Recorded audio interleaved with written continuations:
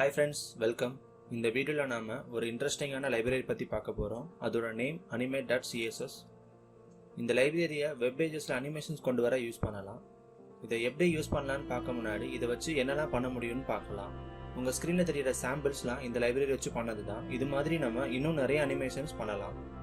Okay, இதை எப்படி install பண்ணணும்னு பார்க்கலாம். அதாவது இந்த animate.css லைப்ரரியை எப்படி உங்கள் வெப் டெவலப்மெண்ட் கோடுக்குள்ளே கொண்டு வரதுன்னு பார்க்கலாம். நீங்கள் NPM யூஸ் பண்ணியிருந்தா அது மூலமாக நீங்கள் டவுன்லோட் பண்ணிக்கலாம். இல்லை நீங்கள் யான் யூஸராக இருந்தால் யான் ஆட் animate.cssன்னு நீங்கள் ஆட் பண்ணிக்கலாம். இது ரெண்டுமே இல்லை அப்படின்னா நீங்கள் டைரெக்டாக உங்கள் HTML ஃபைலில் சீரியனோட ரெஃபரன்ஸ் லிங்க் பண்ணிக்கலாம். இது மூலமாக நம்ம இந்த லைப்ரரியை உங்கள் கோடிங்குள்ளே கொண்டு வர முடியும். சரி, இதை அப்ளை பண்ணி எப்படி அனிமேஷன்ஸ் கொண்டு வரதுன்னு பார்க்கலாம். மெயினாக இதை ஒரு கிளாஸாக தான் கன்சிடர் பண்ணுவோம். HTML டேகுக்கு கிளாஸ் அப்ளை பண்ணுறது மூலமாக நம்ம அனிமேஷன்ஸ் கொண்டு வர முடியும். இந்த லைப்ரரிக்கான கிளாஸை நம்ம டேரெக்டாக HTML டேகுக்கு அப்ளை பண்ணலாம். அப்படி இல்லைனா JavaScript யூஸ் பண்ணி கூட நம்ம கிளாஸஸ் ஆட் பண்ணிக்கலாம். உங்கள் ஸ்க்ரீனில் தெரிகிற இந்த பவுன்ஸ் அனிமேஷனை எப்படி பண்ணலான்னு ஒரு எக்ஸாம்பிள் பார்க்கலாம். ஒரு பிளைன் HTML VS Code நான் ஓப்பன் பண்ணி வச்சுருக்கேன். நம்ம ஆல்ரெடி பார்த்த மாதிரி CDN லிங்கை டேரெக்டாக நான் இங்கே இன்க்ளூட் பண்ணி வச்சுருக்கோம். அது போக வேறு எந்த லைப்ரரியும் நம்ம இதில் இன்க்ளூட் பண்ணலை. இதில் இருக்கிற empty divல தான் நம்ம ஃபர்தராக HTML டேக் ஆட் பண்ண போகிறோம். நம்ம ரெஃபரன்ஸ்க்காக h1 டேக் எடுத்துக்கலாம்.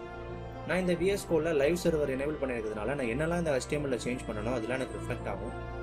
நம்ம இதோட h1 டேக்ல ஆட் பண்ணியிருக்கிற வெல்கம் டெஸ்ட் நமக்கு இங்கே ரிஃப்ளெக்ட் ஆகுது. இந்த டேக்குக்கு அனிமேஷன் கிளாஸ் ஆட் பண்ணணும்னா நம்ம ரெண்டு விஷயம் பண்ணணும். ஃபர்ஸ்ட்டு animate__animated அப்படிங்கிற ஒரு கிளாஸ் நம்ம ஆட் பண்ணணும்.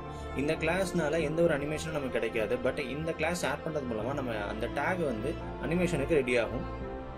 ஆல்ரெடி இருக்கிற கிளாஸ்க்கு பக்கத்தில் ஸ்பேஸ் விட்டு நம்ம பவுன்ஸ் அனிமேஷனுக்கான கிளாஸ் ஆட் பண்ணணும்.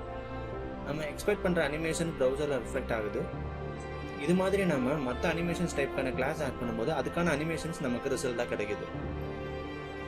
ஓகே, இவ்வளோ நேரம் இந்த லைப்ரரி எப்படி யூஸ் பண்ணலான்னு பார்த்தோம். இப்போ இதை எப்படி கரெக்டான வேலையை யூஸ் பண்ணுறது அப்படிங்கிறத பார்ப்போம்.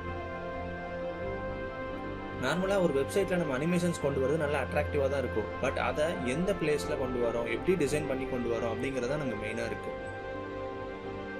First, meaningful animations. நீங்கள் கொடுக்குற அனிமேஷன்ஸ் ஒரு மீனிங்ஃபுல்லாக இருக்கிற மாதிரி பார்த்துக்கோங்க. Second, don't animate large element. மோஸ்ட்டாக லார்ஜாக இருக்கிற எலமெண்ட்ஸ்க்கு நீங்கள் அனிமேட் ஆட் பண்ணாதீங்க. தேர்ட் ஒன் வந்து டோன்ட் அனிமேட் ரூட் எலமெண்ட்ஸ்.